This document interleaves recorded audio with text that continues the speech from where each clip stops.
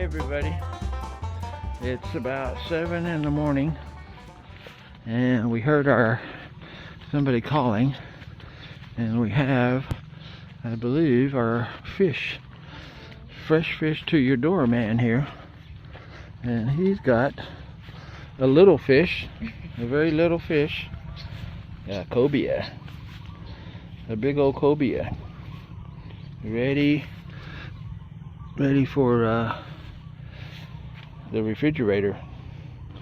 So anyway, here's the fisherman. He's the one that caught this fish. He was fishing this morning and caught this big one. It was a big fight, but he won. He won the fight. Alrighty. So now we gotta get him and take him in the house. So yeah. So what's the total?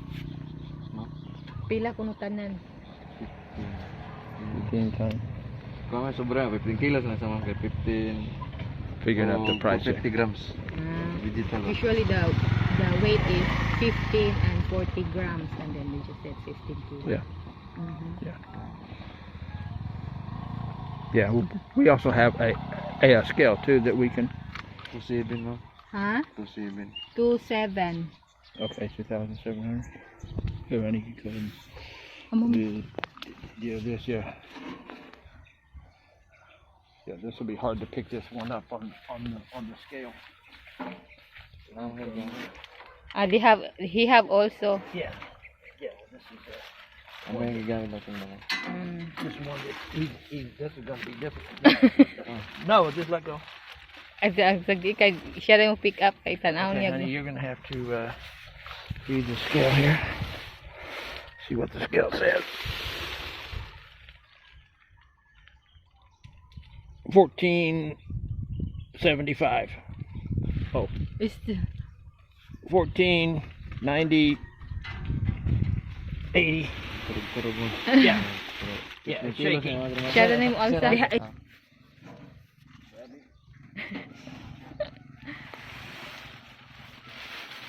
our friend inside. Well, thank you. Thank you. And we'll see you, little fisherman. Sige.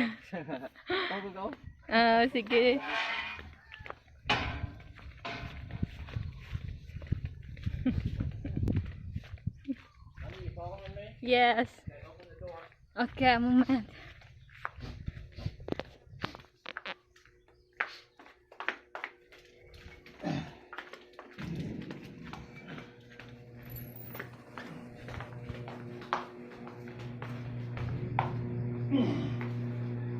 So, here. We caught that this early morning. Yeah, 4 a.m. Yeah. Yeah, I got this big boy here. So, I'm giving you a little bit of a bath here. Hey everybody. And again, I have to get down because I got my tripod on. Look what we got. A big, in the U.S. they're called Cobia, and pretty much everywhere else in the world that I know of. But here they're called Bantayan.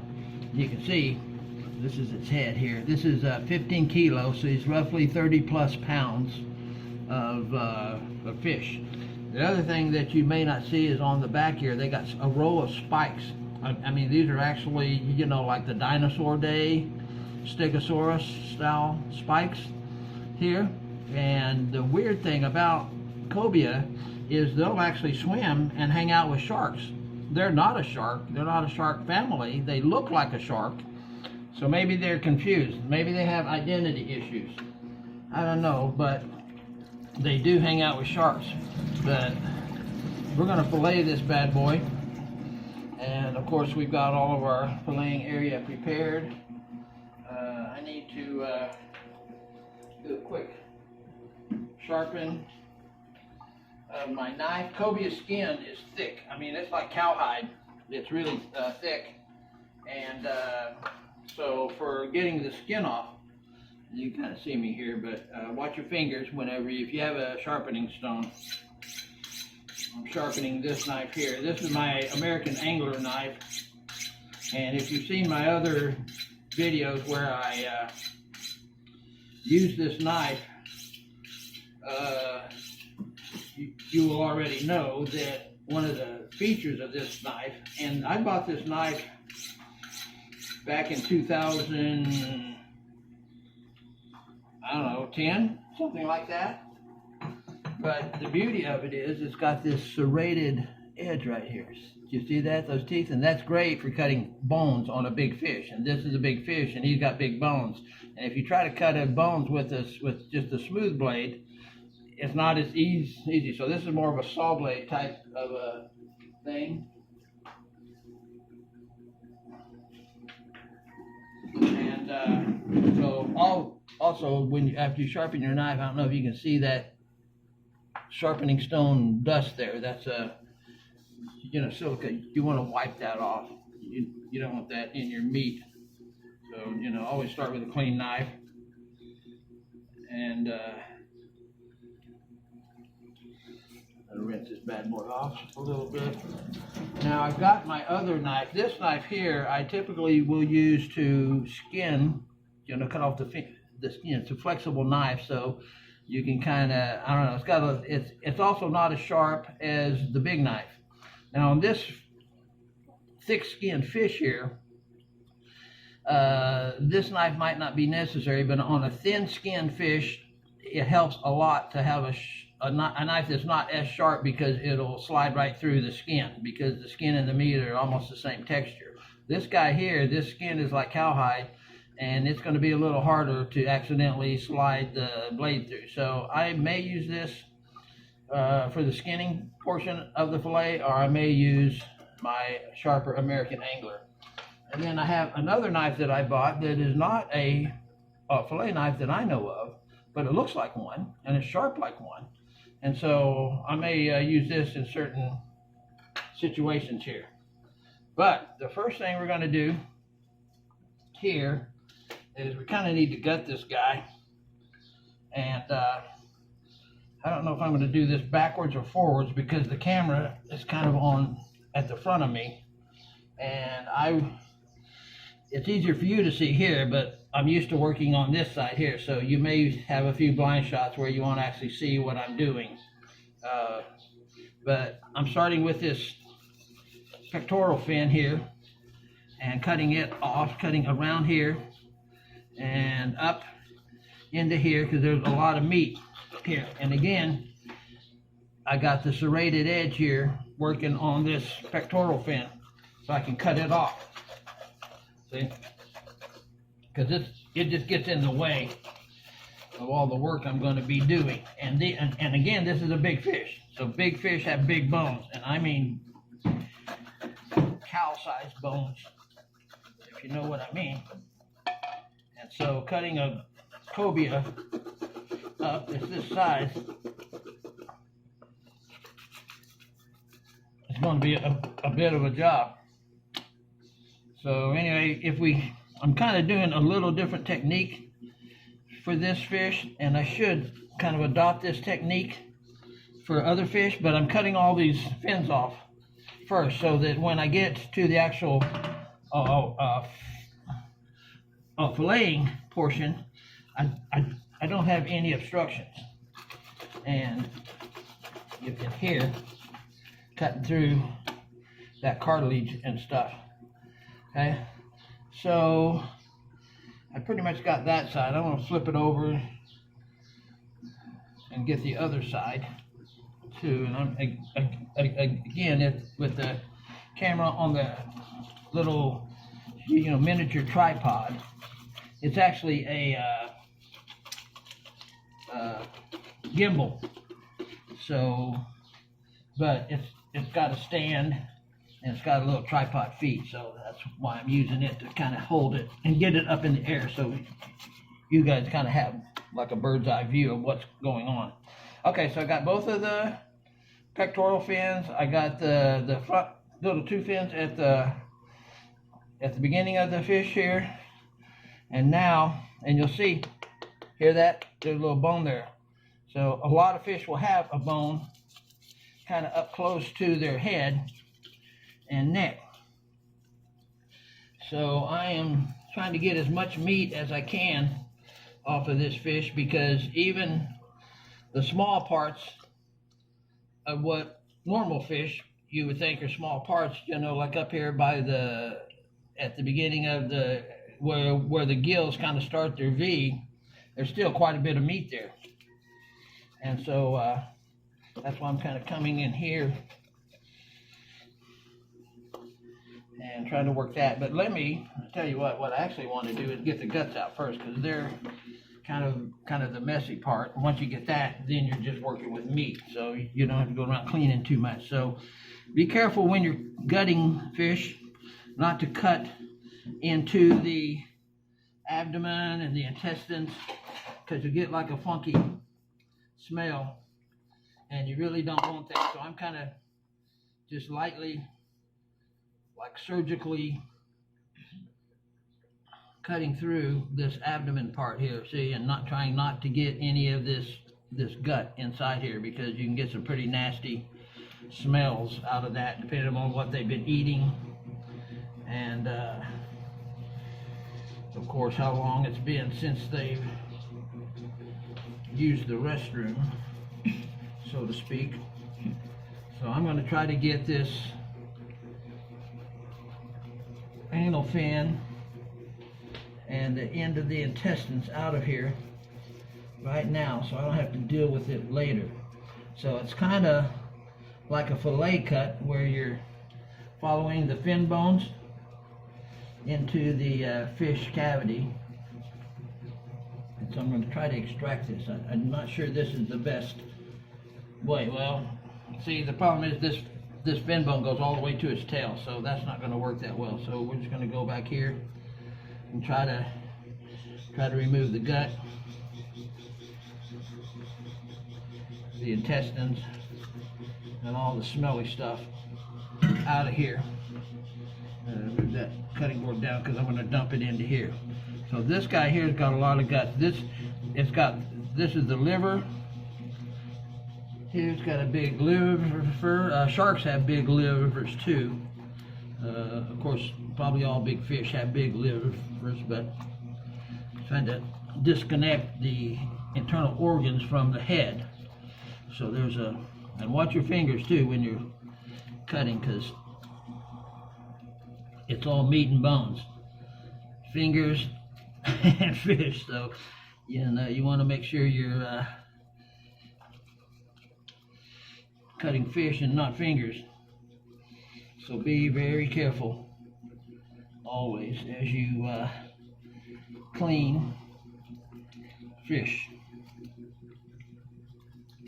So again, I'm trying to get in around the throat and get all this out of here. Here comes the, yeah, see, and he's been eating a lot of fish. That's why his stomach is so full. He's full of fish. Baby, small fish that they eat. And I can feel them in the stomach. I've got a hold of the esophagus right now, but I can feel inside of his, stomach, because the esophagus goes right to the stomach. It's not a long esophagus, like on humans. It's short because they don't have a long neck like we do. But yeah, here comes the fish. Oh, crabs. They've been eating crabs, which in the U.S., that's what they do. See that? Crab. Baby crab, right there. And that is good bait for cobia. And in the U.S., what they do, they swim usually on the bottoms of bays, and they just go down and eat crab. And that one's got eggs too. So this is a female, but that cleaned out pretty good. Now the other thing you're going to see right here, even though this looks all clean, there is a membrane here that's covering a lot of blood. So when I cut through here, you might see a lot of like a gelatin-like blood coming out. And it's not too bad, not really. More back here, it's like a congealed blood, but it's just part of their circulatory system. And of course you want to get that out. And you may not actually have to do that, and I'm going to stop with that because I don't make too big of a mess. But before we're done, I'll do kind of a thing where I show you what they've been eating. so that if you're fishing for them, and crabs obviously is one of the things that they're eating, because I just pulled a crab out of this one's belly. And I got to cut through some bones here too. So again, this serrated portion of the knife, well, I'm going to come back here later. I'll get that one, I think. Somehow I'll have to try to work that and around this shielding. They got like a armor shield here, a little short finger of armor, but there's a lot of meat in here. So let's kind of get back to the fillet side of things. So I'm going to flip this over more like that so I can kind of get to the top here where the fins and things are, and I'm going to try to just come in here. And again, like I said, this skin is like cowhide, so it's really tough. And once you get it started, it's not so bad, but until you get it started, it's a little bit of sawing back and forth, getting through that that surface skin.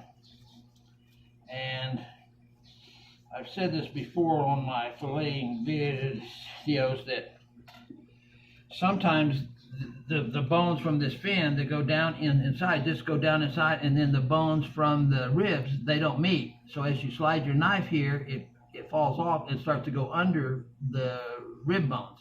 But sometimes they mesh like this, and so as you slide your knife, they slide straight across, and that's a much easier cut to make because you don't have, the mistake of the knife sliding under here and being on the wrong side when you make your fillet cut. And I'm trying to just gotta come up here, work my way. Honey, don't. I have to tell my wife to keep her fingers out of the way there, because this is a very sharp knife and it doesn't know fingers from fish. So right now I'm just trying to separate and slide down those ribs and the backbone, and trying to figure out whether, because different kinds of fish, like I said, some of them, the ribs mesh and some of them don't. And the ones that don't are the more difficult ones, to get your knife blade just staying right along the bones and not slipping under the center ribs.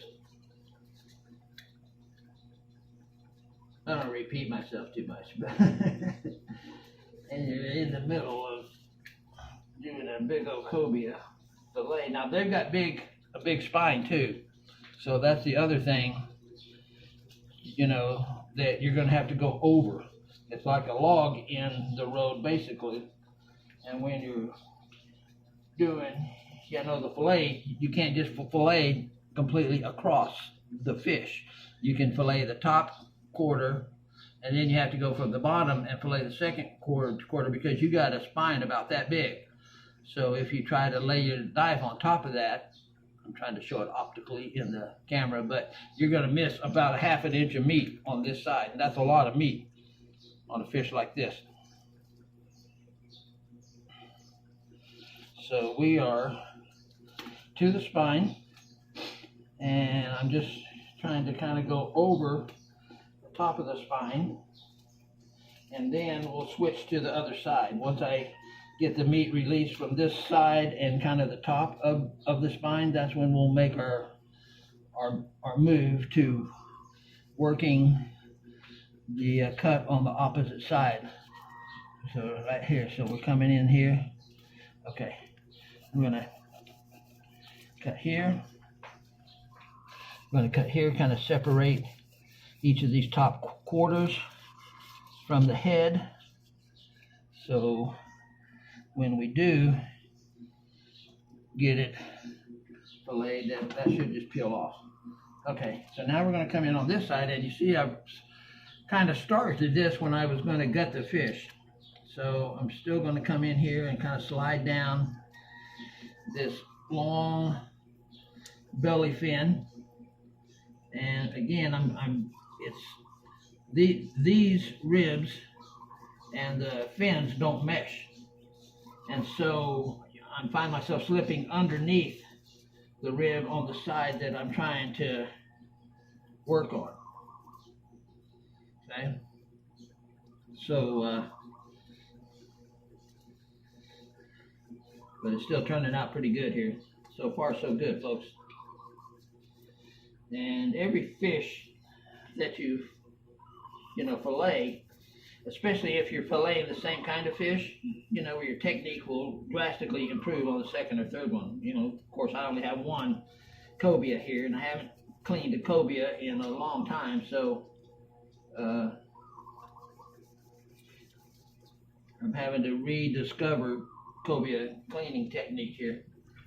Okay, so now I'm going to go under here because I've got both sides of the meat trimmed from the ribs, and now I got this big piece here.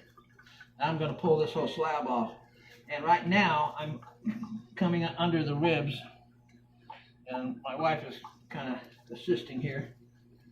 We'll call her Nurse Lindy, assisting in the surgery. And well, lift it up, honey. And we're getting a big old slab of meat. If you ever saw that show with Kevin Costner, Waz World, and that big, he jumps in the ocean whenever they're hungry. Well, he's got gills, so he can swim underwater, and he uses himself as bait, to catch this giant, like a whale-like fish. And after he cleans it, you see him throwing this big old slab of meat on the grill, and that's what you're about to see here, is a big old slab of meat that you can throw on the grill. Okay, watch yourself. Again, I'm telling my wife to watch out, because knives don't know the difference between fingers and fish. So be very careful. I can't repeat that enough. Be very careful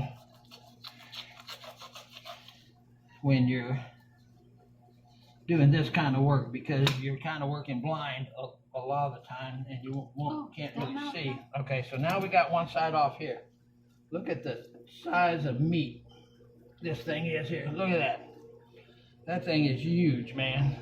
I'm straining my back to pick this thing up. There's like 12 pounds of meat right here. And it's got some rib bones here that I haven't removed yet. I saw through them, to finish, the fillet. So right now, we've got to get the skin off of this bad boy. And I'm gonna have to position this cutting board down here a little bit more, because I gotta lay the fish out here. I'm gonna do a little bit of a rinse off here. So my hands aren't so, slippery. These cobias have got like a slime film on them, kind of like a catfish, I guess you could say. They've got a slimy, and mackerel's got a really slimy coating on them, and it's not super slimy, but it's more than some fish. Now what I'm going to do here, yeah, I'm going to get these two, so when I cut through this, I'm not cutting into the tile, because that'll dull the knife. And I'm going to quarter this. This is half of a fish here. This is the whole half, but I'm going to quarter it and go down here, down the center of this, and split this fish in half, because you've got a really wide, this is like 6 or 8 inches wide of fish to trim the skin off, and down here you're up to almost 10 inches. And I've got a 9-inch knife, see? It doesn't do the whole thing. So it's practical to come in here and split this fish and quarter it. A lot of fish will have what they call pin bones, and this does too. Right here, there's bones going horizontally. I mean, they're vertical now, but when the fish, swims, they're horizontal and they go down the side here. And so that's really what I'm kind of following here as I quarter this cobia. And some of the pin bones, we call these pin bones, they'll go all the way to the tail. And other fish, they only go to the end of the ribs or right around in that area. So this one here, I'm thinking the pin bones just go to the end of the ribs. But we'll find out soon enough. Slide it down a little bit. Okay. Now I'm cutting through the skin. Like I said, the skin is cowhide-like leather thickness. So it's not an easy cut. And that'll take a minute. Here, come here and hold this side. I'm just gonna, it's maybe, I'll be on the other side. yeah. I'm gonna try to kind of lift it up and cut through there like this. But you can see, how thick that is? I don't know if you can see that thickness, but it's genuine cowhide like you see on your wallets, genuine cowhide. But this is some leathery skin here. And I'm making it, as you get to this part, it's lightening up a little bit as far as ease of cutting. Okay, I'm gonna start with this end now and kind of work my way to the back. Get that back in the camera. Watch your hands, honey. Yeah. And it's always good to have a wife that's not squeamish around meat. And my wife isn't squeamish around any of this, so Just put on top. so it's pretty easy to get a helping hand. Can I rinse my Yeah. hands? Okay, now my next task, and I'm gonna use this dollar knife here, but I don't think I have to.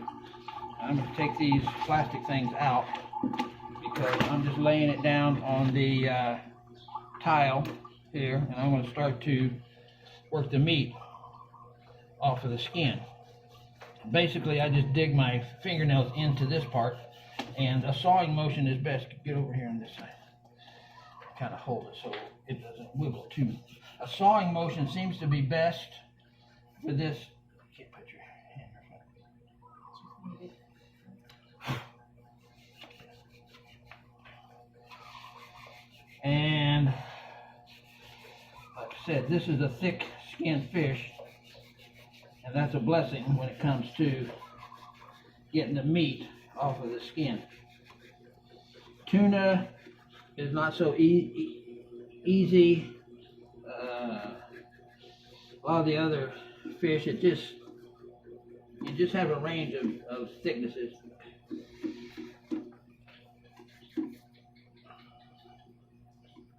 Trying to hold this thing flat so I can get down.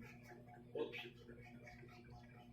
And again, this knife is not a sharp knife, and see, I'm starting to lose some meat here because I'm got through a couple of ribs. Okay, so that, my friends, is a big old piece of cobia. That's a quarter section there. Got a little bit of meat here that I'm just gonna shave off. And again, when you can see it, it's pretty easy. See, like that. But this is the bloodline here. This red, you don't want that. This is extremely fishy tasting stuff. And also all this red on the fish here. And this is his blood circulation system, goes down the center of the midsection. So I think I've showed you guys this before, but doesn't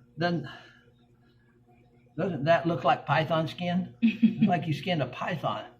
The way the thing looks with all the greens and colors and stuff. of the cobia. I will rinse, honey. Okay. So I'm switching back to the sharper knife here, and I'm going to trim away all this bloodline. It's just, actually, you're basically just shaving this bloodline off, and you don't want to eat this ever.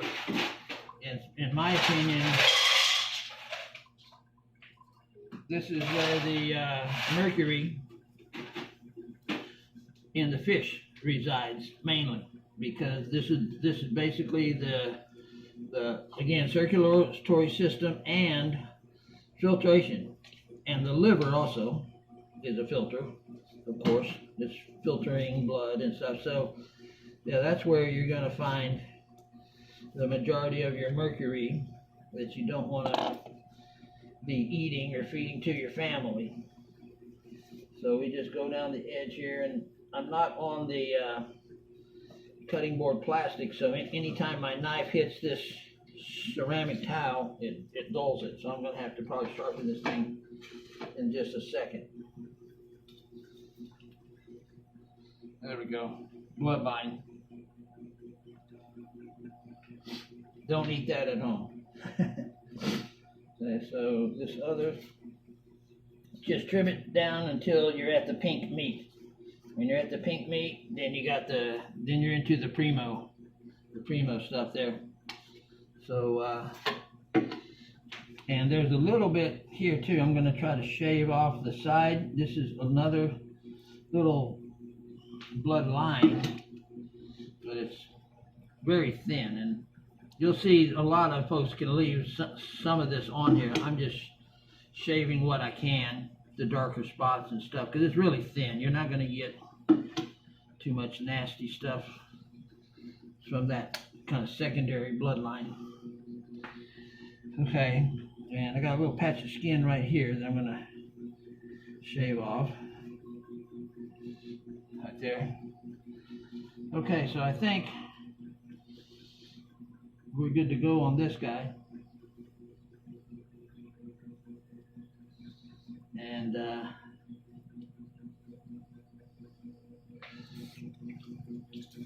going to slice him into the steak size portions now, and then my wife will bag it and put it in, and then freeze it. We also keep all of our, where's the bag? Yeah, we kind of use the bag to measure the width that we're going to cut these, because we make them the width of the bag, and then we just lay them down in the bag like logs. Like I said, you've probably heard some of this stuff before, but look at that. Tell me that ain't a nice, beautiful piece of meat there. And cobia usually has a lot of oil, and it's really tasty. Very good. Some of the best compliment I ever got on grilled fish was grilling cobia for some friends of ours. And we had cobia, we had dorado, and we had yellowtail, all on the same grill. And the cobia was really the most popular. Everybody was just raving about the cobia. So that's okay, honey. I'm just doing a quick rinse, and then we're putting this in a bowl full of ice. Honey, show them the bowl of ice. See the ice cubes? Because you got to keep your meat cold. If your meat ain't cold, your meat ain't fresh. It's not gonna taste good. I mean, you gotta keep it fresh. And I'm gonna cut a little bit of bloodline off here, because it kind of rolls around to the inside of the fish here. Make it look good. There we go. That's a beautiful piece right there. Beautiful piece. This guy is, oh man, you should feel the weight of this. I mean, this is like more than a T-bone steak. You know, a porterhouse, T-bone, anything. It's just bigger. It's heavier. As heavy or heavier than that. I'm gonna, like I said, trim a little more bloodline here if I can get it. There we go. And then we'll keep that on ice and bag it. Honey, get the big tin pans over here. We're gonna need a lot more pans to put this in because we got roughly 30 pounds of fish. Okay, now we're going to trim the pin bones out of this one here. So I'm going to need to put my little plastic knife shields down right there. Get fish out of there. Back here. And we're going to do some cutting. See, all these are the pin bones going down here. And when I'm done trimming them out of here, you'll see, I'll hold them up to the camera. These pin bones also connect to the rib bones, so it's kind of one and the same here. So that's another tricky part you'll have to deal with, is where the pin bones actually connect into the rib bones. You're going to have to cut through that and somehow separate those two. And once again, the serrated knife is pretty helpful in that scenario. Sometimes you can come underneath. See, I've got my knife upside down, and I can kind of tell where they're joined in. If I just slip down here and kind of come up from underneath where I can separate. So there's not too much separation issues here for these pin bones. They're coming right off without too much wrestling with the attachment to the ribs. So that's nice. And so anyway, it's just a very thin strip, and you can probably see the little white bones right there. I don't know if you can see that well, but that's a pin bone. That's a pin bone. You can see where they're coming out of the ends here. Those are pin bones that go out the side. And now there's a few more coming back here. Like I said, they usually run all the way to the back of the stomach, or in some fish all the way to the tail. So you'll have to be dealing in some fish with pin bones all the way to the tail. See that? Now what Filipinos will do, and this is not a good choice because there's a lot of bloodline here, but there's meat on this side. They use this in soup. They'll make like a special soup. Put that in the other bowl. No, it's got mercury. That's not the part. They'll use that in a soup. Well, actually, I call it fish head soup, but they have another name for it. So now I'm going to, another little piece of a pin bone there. I think I'm going to get the skin off of this guy before I start working on the ribs.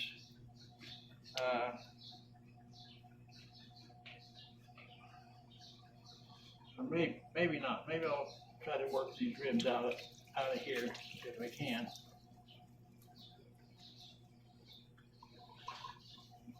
And I don't know how long the ribs are. Sometimes the ribs are long and they go all the way to the bottom of the belly, and other times they're just short.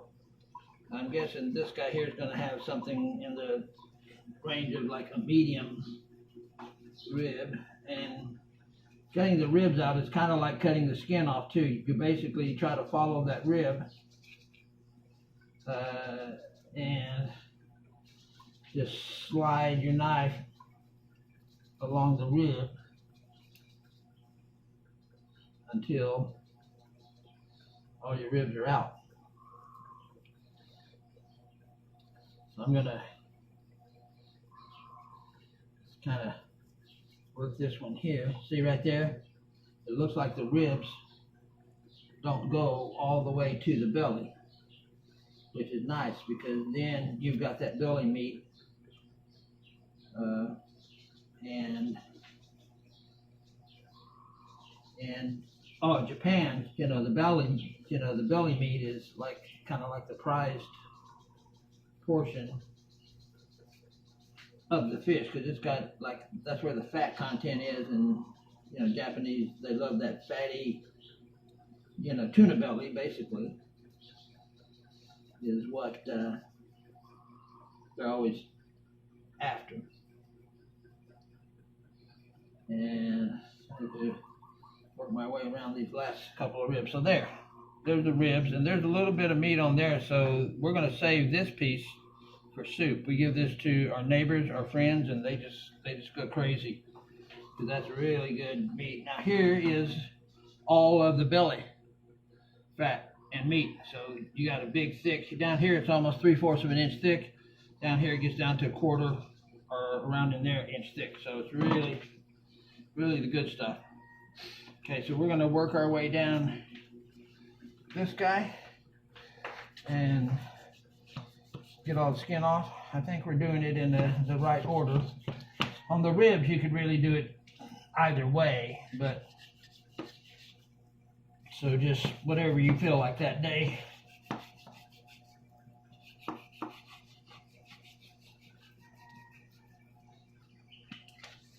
Trying to just kind of work it. You have to kind of keep the meat flat, keep your knife angled properly, which is a little bit of a trick. You don't want to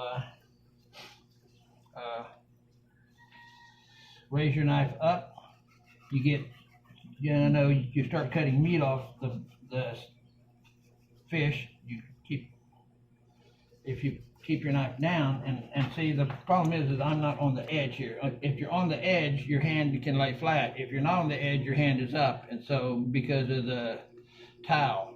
So this can let you hang your hand off of the edge of the tile if you're right on the edge. I'm going to switch knives too, because I don't know if I'm doing better or worse with that duller knife for a thinner skinned fish. Getting into some toughness here that I can't really explain, but once we get it all done, I think I'm cutting through some skin. I am cutting through some skin here. So it'll be okay.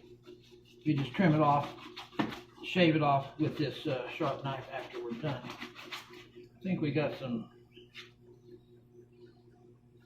Here, I'm going to come in this way. Here, honey, hold this down. With your fingernails. For some reason, this ain't letting go of the skin as easily as the other side did. And you'll find the quarters can be very different in cleaning them. This getting into the belly portion here, and it seems like the belly sticks to that skin a lot. Or the skin here is more thin. That's what the deal is. So your knife's going to slide through it easier on the belly portion. And I'm going to have to do some trim work afterwards, but that came out pretty good. Pretty good. There ain't hardly no meat on that thing at all, even though it ran into a little difficulty. And see right here, here's the small patch of skin that I have to remove. But see, it started right where the belly is. The skin kind of thinned up, and that's where I kind of missed out on this little patch of skin right here. And as you fillet, you'll get better at this. And I did, fillet some tuna. Actually it was,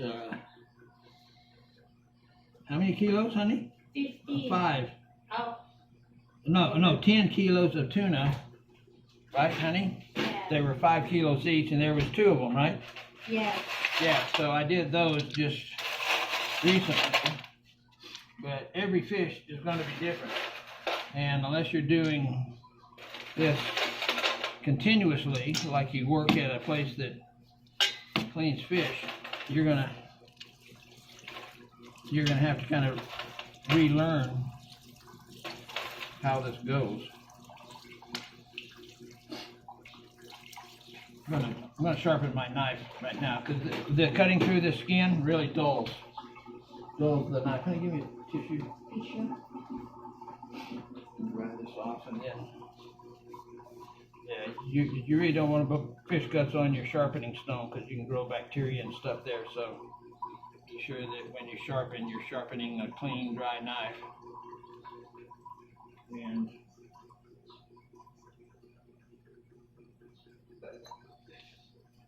there we go.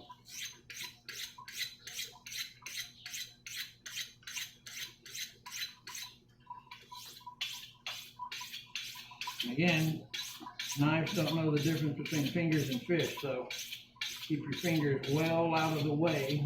Your wrist, your arm, your belly, whatever part of you that you don't want to lose, keep it away of that sharpening stone. I mean the knife, actually. Yeah. So I'm wiping all the sharpening stone dust off there.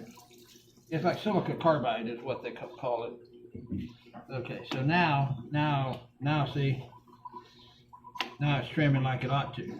That was like part of the issue with getting that skin off too, that it just wasn't optimally sharpened. So here we go. And any way you want to do these, I mean, you could quarter this.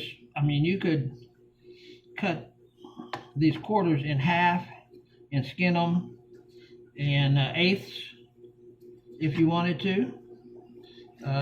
You know, because right now this countertop, this barely fits on here, but it does fit. But if your kitchen countertop or your table that you're going to use, whatever it is, there's a guy that's in Hawaii, and he's got one of those plastic tables, the white plastic ones, where there's the legs that fold out, and it's about, I guess, about 4 or 5 feet long, and that's what he uses outside to, you know, clean all the fish that he catches, and that's nice, but that's a big, long table. Your wife, if she's tolerant like mine is, she's not going to throw a fit when you make a mess in the kitchen cleaning fish. If your wife isn't tolerant, well, she's probably not Filipino because they love fish and they've been eating it their whole life, and this is just part of the lifestyle here. I'm going to trim this belly out of here as a separate piece, and now we are pretty much back to a big old piece of meat that's ready to be bagged. Okay, honey, you're going to bring the bag here so I can slice this into the right length. Okay. So, like I said, we just make sure it's about the same width as the bag, and then we can just drop them in there side by, yeah, stacking them like logs is what I said before. So I'd use the first cut as a measuring cut, and then after that, we're good. Now, honey, remember to separate these smaller pieces from the bigger pieces. Yes. And then we rinse it off. This is not the final cleanse here. This is just, honey, you're gonna need more bowls than that. But this is just what we do before we put it on ice. Clean it off like that, throw it on the ice, in the ice bucket basically. Just get all the funky blood and stuff off. And again, wow, when you pick up these big guys like this, God, I mean, it feels like, in my mind, it feels like 5 pounds of meat. I know it's not, but it's a pound or 2 at least of this big, thick fish. And this is the smaller one. The larger one is right here. Look at that guy. Look at that guy. That's nothing but delicious cobia steaks right there. And this is the belly fat, so we're gonna slice it. I gotta get a measurement thing here, right here. And we cook some of these, we bag some of these differently, separately. We'll bag like the very end near there, the tail, that's thinner, and a piece that we would be more apt to like fry, than a piece that we would grill Yeah, because we grill the thicker ones and we fry the thinner ones. So that's just kind of our personal style. I mean, you can grill or fry whatever you want. But trimming this little thing of fat, I mean this little thing of skin that I missed when I was getting on the fillet. Okay, so we got side one done here, and we're going to go into side two. The other thing that you'll see, like, well, there's no meat there, but on this neck here part, we didn't get all the way into the bones, and there's a lot of meat here that as you cut down from the dorsal fin into the spine above where the ribs are, you kind of don't know where to stop, and so I stopped a little bit short here, and we got a nice big piece of meat here that I'm just kind of carving out here.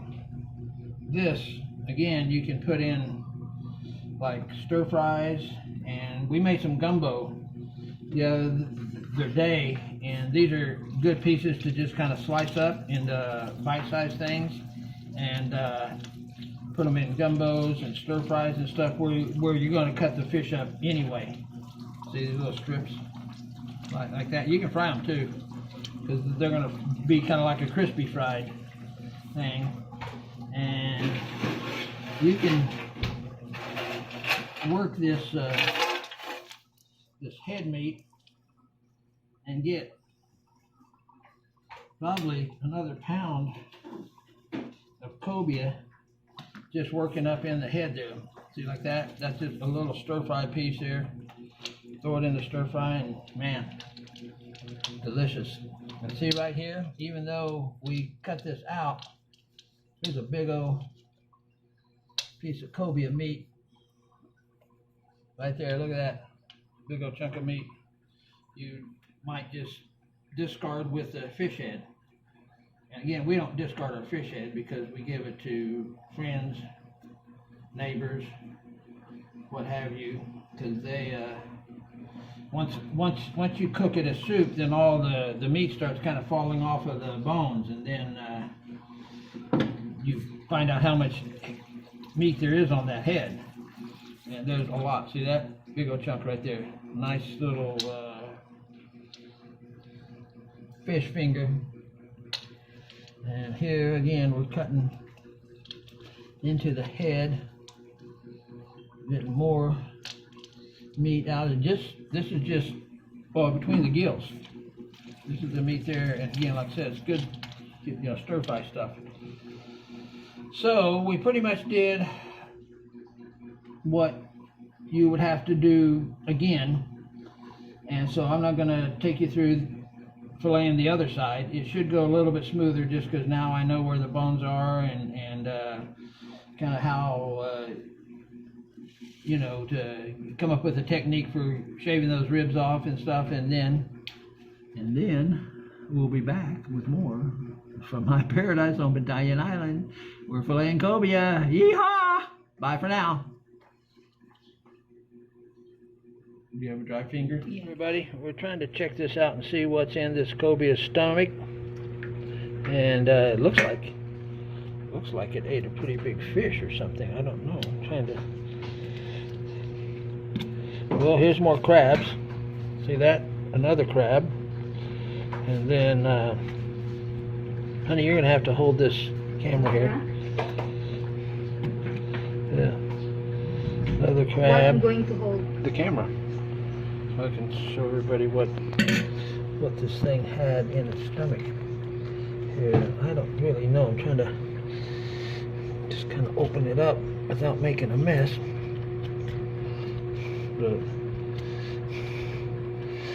The stomach membrane is like really thin, but man, I have a sharp knife to cut this thing. Let me get my fillet knife, see if that works better.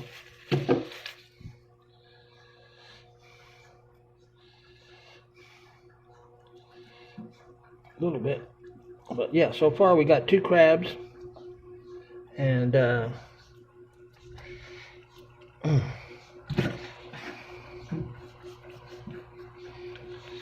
and 3 crabs. Oh, a little Fish.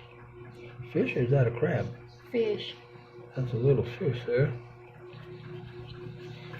It looks like he's really feasting mainly on crabs. It feels like almost nothing but crabs in here, which is what I would certainly expect, is crabs. What is that? That's Fish. crab. No, that's crab shell. No, it's fish. That's a crab. That's a squid. Squid. That's a fish. So we got crabs, squid, and he's been eating a lot, man, because his belly is just jammed full of everything. So, open this thing up so I can get in it and see what all the little tasty treats he's been going after. So it's good to know this stuff, because when you go fishing, if you want to catch a cobia, you better eat your bait. That's a fish. Look at this. This guy went through a school of fish. That's a squid. Some squid. More crabs. No, that's a fish. That's a little tiny fish. See, he's digesting it. So this is probably the fish head here that's at this end. I'm trying to get it out so everybody kind of sees what these guys have been eating. Once you get your fingers in here, you might as well just make a mess. So that's what I'm doing.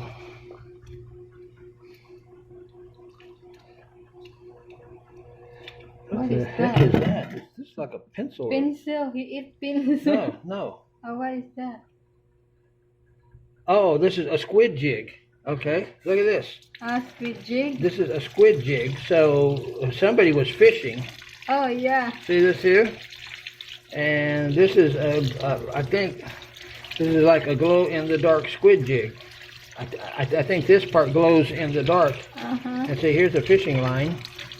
And so somehow he went after the squid that was probably on here. See it?